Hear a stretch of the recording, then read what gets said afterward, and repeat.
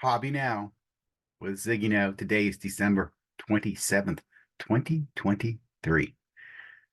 Last podcast episode of Hobby Now for the 2023 year, which was our initial year. Started this at November? So 2 months in. I forget what episode we're on. You guys know I'm terrible with keeping numbers, but well, at least numbers of episodes. A lot of great stuff to talk about tonight. Listening to people talk about their hobby wrap ups, their what they're looking forward to. It's been an interesting week. We'll talk a little bit about that. I want to talk a little bit about Hobbygate. And I'm referring to the backdoor cards and one specific thing that's really bothered me in the last week that no one's talking about. And I'll give you a hint if you're watching on YouTube. Panini. Lessons learned. Reflection. End of the year. I'll be honest, New Year's is typically my favorite holiday. I like looking forward, assessing, reassessing, moving forward. We're going to talk about kind of my insights, what had been kind of reinforced to me. Like people in the hobby are transient. Talk about that. Um, Comc and other selling platforms, what I've learned about them, what I see in the future, what I'm not surprised about, I guess. But what I am surprised by, I have a section here, surprised and disappointed. We'll talk about some things like that. Like for example, what the hell's up with Upper Deck? I mean, really, what the hell's going on with Upper Deck? Like, I'm curious, and maybe we'll talk about this more, but maybe they're perfectly happy the way they run the business and they don't see anything wrong. But as a hobbyist, I feel like Upper Deck is just letting us all down. And I'm thinking about this from what I heard a distributor or a storefront talking about how hard it is to sell Upper Deck, how difficult Upper Deck makes it to do business with. Why is that? And why is their product like lagging when they were the innovator? I mean, they were the disruptor in the market. Mhm. How did we get here without audits? Talk about that backdoor thing. How did we get to where we are today, 2023? People are evaluating cards in millions of dollars. People have spent millions of dollars on cards, and there's been no auditing, no real third party verification of this stuff. Does that surprise anybody?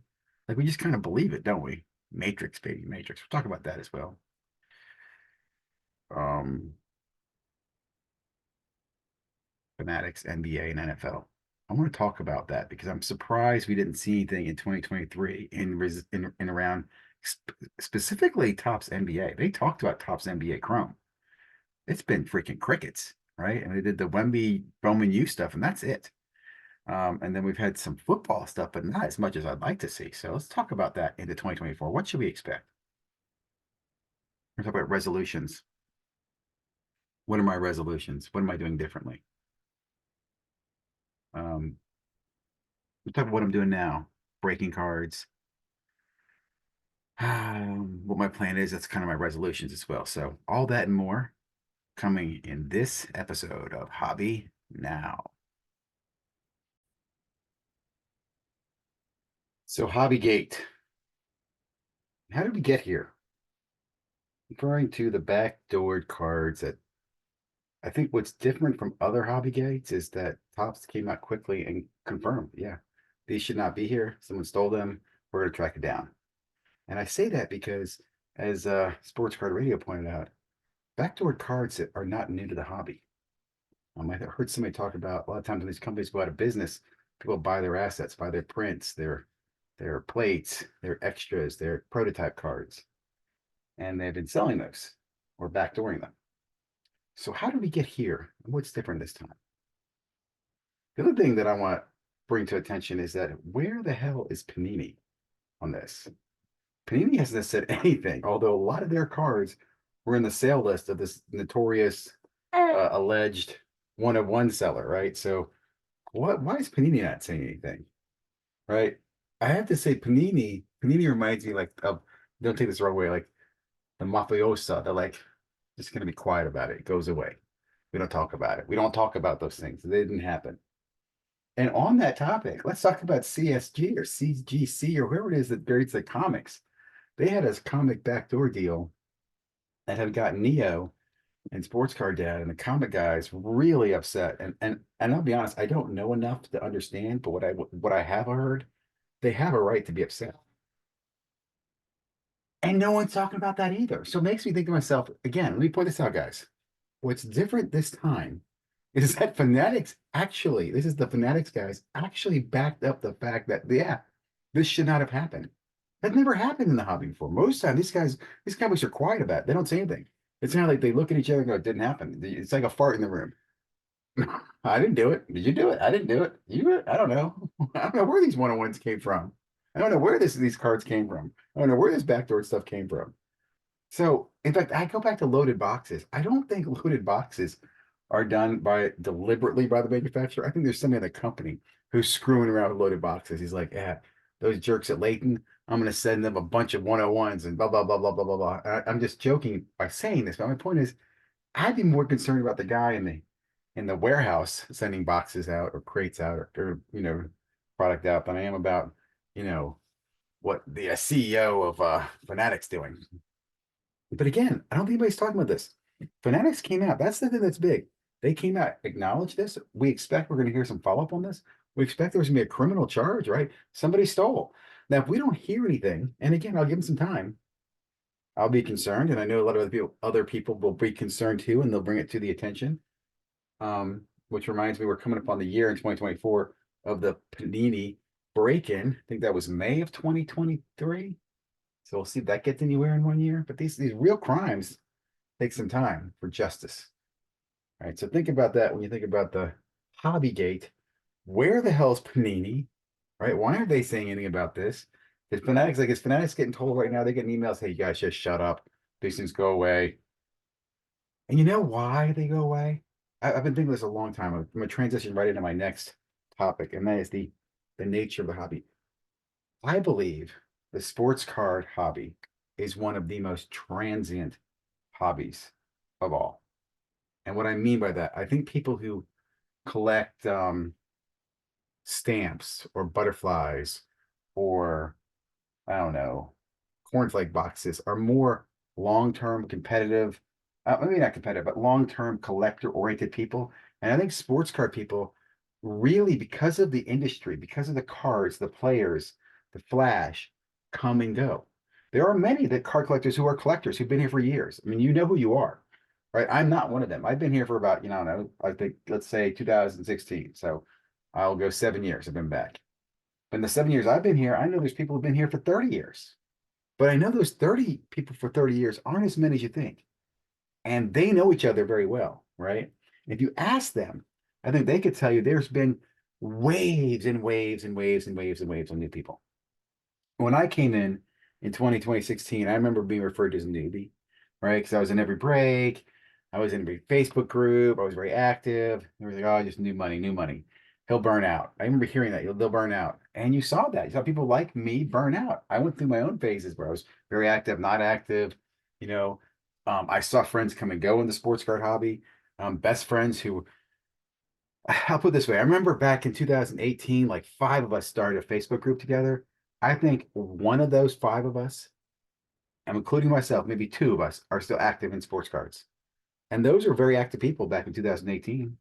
They're probably still doing something, but they're not as active as they used to be. So this makes me think to myself, the sports card hobby is extremely transient, right? Let's say there's 300 million Americans. There are, think about that. I think you can just cycle through millions and millions and millions of them. And I don't think there's an active, like I think the active community of what I refer to people like myself who are active year after year after year, spending money. And this is key too. I spend money in new product. I'm not a vintage guy that just buys vintage stuff and not really, I don't take it the wrong way. You're still participating in the hobby, but as a consumer of hobby, I think my numbers are in the tens of thousands. I'm not kidding. I don't think maybe it's 50,000 people who are as active and consume like I do. And there's probably many who are more elite than me, right? In the tens of thousands as well. So maybe there's 100,000 make with me, and there's 25,000 who consume ridiculously amounts at an individual level. And then there's, I would say, in any given year, I'm going to guess 1 million transient people coming out of the hobby, buy into a break, pick up a box of cards, chase a sport for a season, but they don't stay in it for what I would say has to be 18 months or longer, more than 2 seasons, more than just 2 seasons, two full cycles of seeing cards come out, the products release, the rookie classes. Those people are few and far between. I think that's why you see numbers. I think that's why you see certain numbers continue to grow. There's always be some watchers coming in. People like Jeff Wilson's, I don't know, 500,000 subscribers. Are there 500,000 active people in sports cards? Absolutely not. No. But I do think over the last 4 years, a 500,000 have easily transitioned in and out of sports cards and touched the sports card investor YouTube channel. Does it make sense? Does it make sense? I'd love to hear people talk about this. I think that's something that if you understand the transient nature of the hobby, it also explains why the hobby never remembers, why it always forgets, and why companies and individuals who I guess the word grift or just position themselves well in the hobby can do well here for a long time. Right? Like for example, I think you could easily make money being first to market selling a card, right? So be the first guy to PSA 10 new modern card. Whether you make money or not on that first card, you can make money if you know the industry well enough. Like I'll give you an example. Fake sell one, or just get a sale. And fake sell means have your buddy buy one for $1,000. So the first comp comes in $1,000. How's it legit? How to get paid and everything. Then you put yourself in a position to go sell the next five at $500, and people will believe it. And that is what this hobby does. It's how people make money. People always ask, why is someone always paying that much money for the first card? Well, that's stupid. No one should pay $1,000 for the Mac Jones PSA 10. Well, I've always thought to myself the same thing, and I've realized now they don't. I think that's a scam. I think those are fake. I think they're legitimately fake. And I think the real scam is the guy who comes in later who thinks he's getting a deal for 500. Do you see what I'm saying? If you know this hobby long enough, you know that game, right? The other one is that if a PSA 10 goes for 1,000, well, heck, the nine's got to be worth $200 at least, right? Don't you want my nine?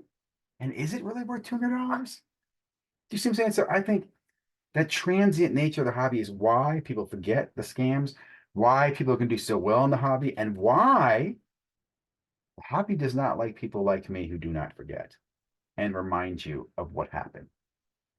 Do you know what I'm saying? And I'll say this too. In 2020, I was a cautionary voice to many people, and no one listened to me. The difference is now in 2023, going into 2024, I've been around so long that even the new people go, damn, that ZiggyNo guy, he hasn't left yet. Oh, wow. You know what he says? He might be right about that. Oh, he was right about that. Oh, wow. You know what I'm saying? And again, I think a bit like the Matrix. I'm not trying to rain on the Matrix, man. The Matrix is the Matrix. I know the card in the PSA slab is not worth more money just because PSA says it is. But I am going to enjoy the fact that someone's willing to pay me more money because they believe it is. The Matrix moment. So I hope that made sense on kind of the transient nature of the hobby. Just something I've thought about why the hobby does so well. There'll always be continuing growth. I don't think everybody's like miraculous. Like this is not going to be the most popular hobby. In fact, I think it will start to diminish. Like, and I don't say negatively diminish. I just think the activity will slow down. Maybe that 50,000 active crazy user group goes down to 40,000, right? The hobby's not going away. There's a lot of cool things going on. And again, with what Topps is doing, their marketing will pull in a lot of transient people who come in for a football season and buy a jersey and sports cards, who might come in and buy a box of Topps Chrome and forget all about Topps Series 1, Series 2, but they're going to be here for the few that. You know what I'm saying? So that I think we'll see a lot of, and it puts those people who know in a much better position. Like I've always said, if you know how to navigate the hobby, you can do very well in this hobby. Um, on that note, let's talk about some other lessons learned. So my first lesson there was the transient nature, how it creates this environment where you have people who stick around and grift, how people forget very quickly, how a lot of people don't want you to remember what's going on. I think I made a good point on that. Let's talk about marketplaces and Comc. So I'm going to get my resolutions here in a little bit, but one thing that I've been trying to focus on is my ability to sell. I think selling is key. I'll just say right now, one of my resolutions is to use funding from my activity in the hobby to fund my new hobby purchases, right? So in December, I actually sold a bunch of stuff and I'm using that to make my December purchases. I plan to do the same thing every month, track that. Selling is hard. I've seen that ComC though has become more and more and more useful as a platform. I'm excited about what they've done. They've made some major changes in 2023. The initial adding on PSA for grading, right? I think there's a major change. The auction functionality I think was always there, but I think they've done better integration with that, right? Some of the fresh polls programs they have that that I noticed Neo's talked about. It's funny to me how many content creators are using ComC today who have never used ComC before 2023. Didn't that shock you too, Luke? Luke was just as surprised as I was about that.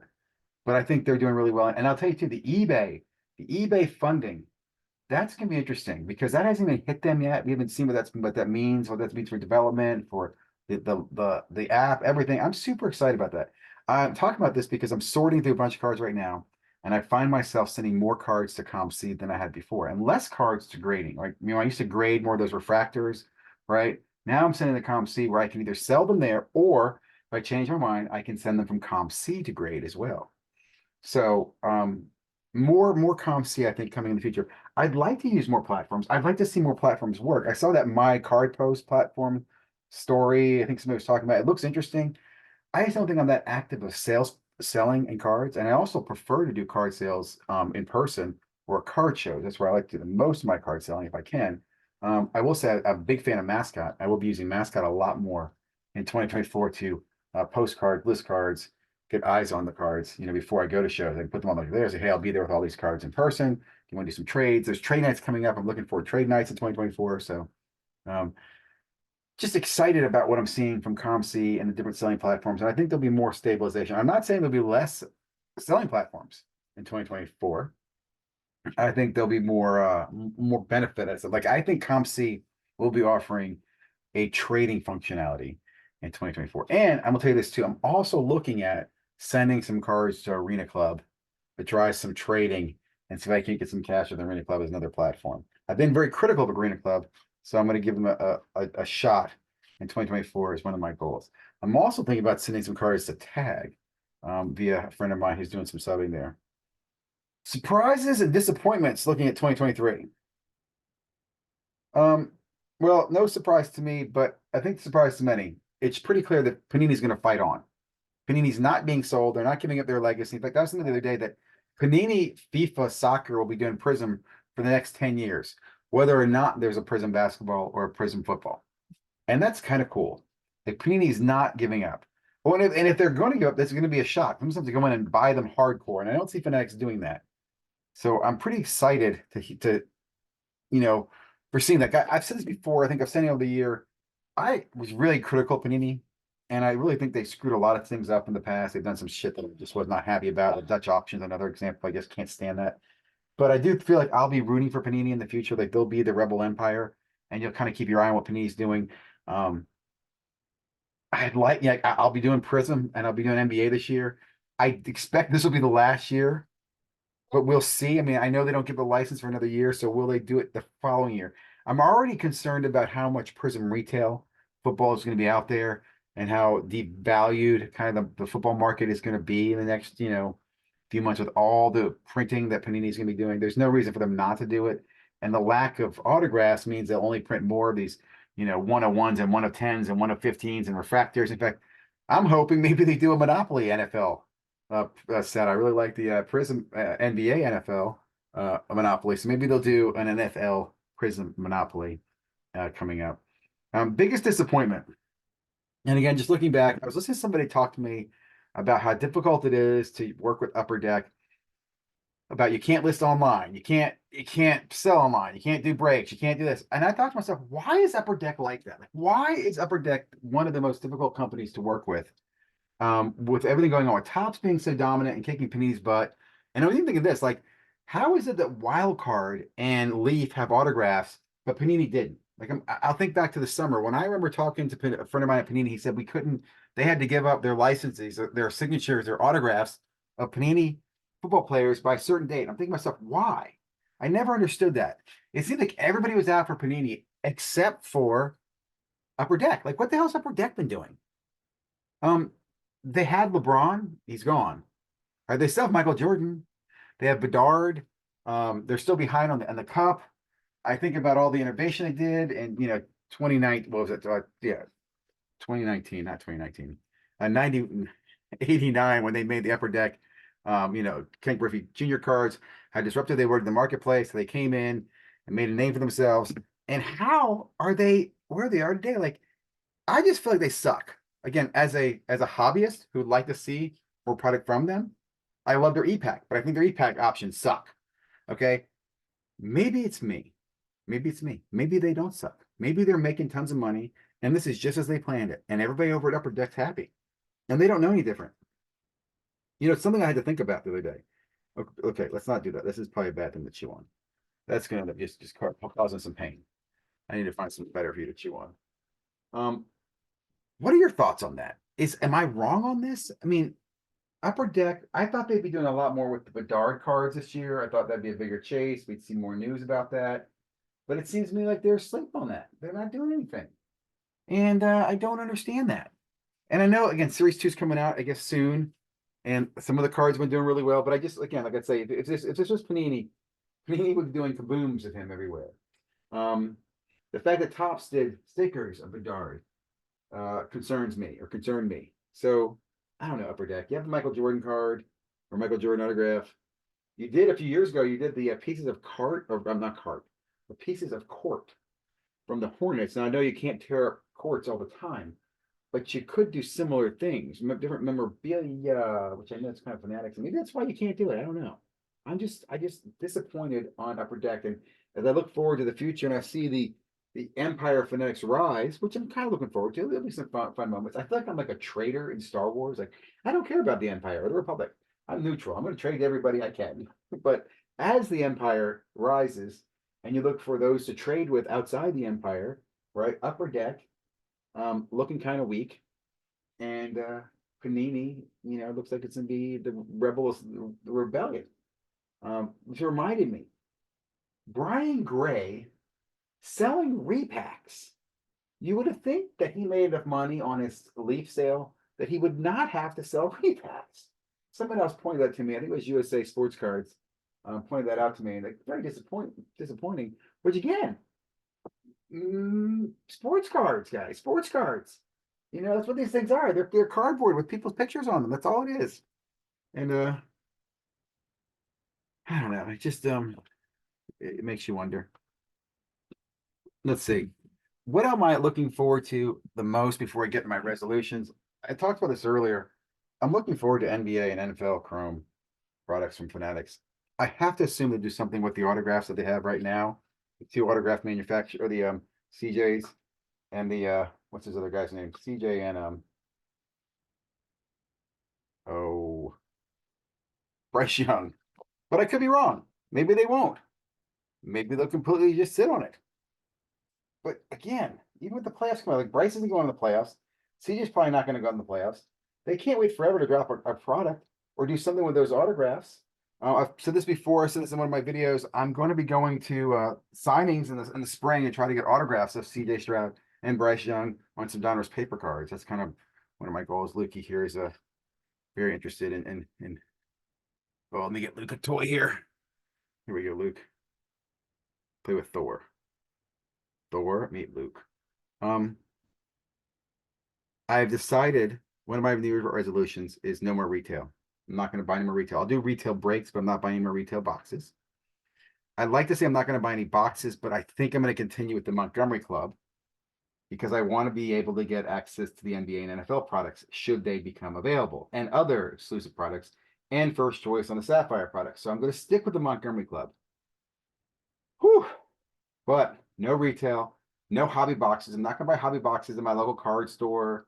In fact, I've got my MVP bucks. I got to use those, buy some of that. But I'm going to try to, in 2024, focus on just breaks.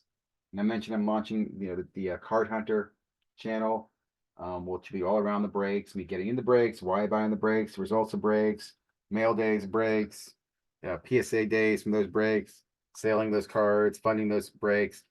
Everything about participating in sports card breaks, why I choose breaks, which breaks I go after, which teams I choose, which checklists I go after. Checklists. That being said, I can tell you I did Donruss breaks this year. not very happy with them. In fact, watching them, I realized, man, downtowns are not rare at all. There's like a downtown in every blaster case. Seems the downtown every two mega boxes have a downtown. Now I'm exaggerating there, but mega boxes have them. The blaster boxes have them. Hobby boxes have them, and there's tons of them too on the checklist. Like there's, I don't know, there's downtowns from everybody's downtown. Like everybody's downtown at a party. It's just called like the Super Bowl downtown party. And I didn't see the international ones. And what is up with the aliens there on the Texas from Houston CJ Stroud? I guess it's because they're in Houston and they go to the space with astronauts and they put the astronaut Texans in there. I don't know. Very weird stuff. Rockin' Luke here is for anybody watching the YouTube channel. I've been kind of distracted with focusing on the channel. Hopefully the podcast is coming out well.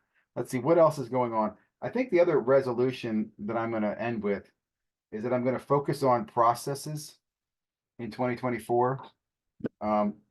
Grading as a process, buying in breaks as a process, and selling as a process. How I'm gonna make those sales, how I'm gonna buy into breaks, those types of things. That's gonna be my focus, my goal of 2024. Take kind of lessons that I've learned. Like I said, make the hobby fun for me by chasing cards that I want to get, that I want to go after. Like I'm really excited with Prison Football. Let's see, today's 27th. Next week, I will be doing prison breaks. I've already got my first break in the Mojo Sports Cards. In their case number 1, I have the Indianapolis Colts. I decided I'm going to go with the Colts in many prison breaks. I'm also going to try to target some Houston breaks. But we'll see what the prices are on those. Might have to wait a little bit, or might go up to a couple single box breaks. First of the line breaks are coming out, so I'll be talking about that next week as well. We'll talk everything about going in the break to what we get out of the break, what we do with the cards in the break, what hits, what we see in the breaks, all those stories and more on the Hobby Now. Guys, thank you for hanging in there with me on the last Hobby Now for the year. More coming in the new year. Like, comment, subscribe. God bless everyone. Merry Christmas. Happy New Year.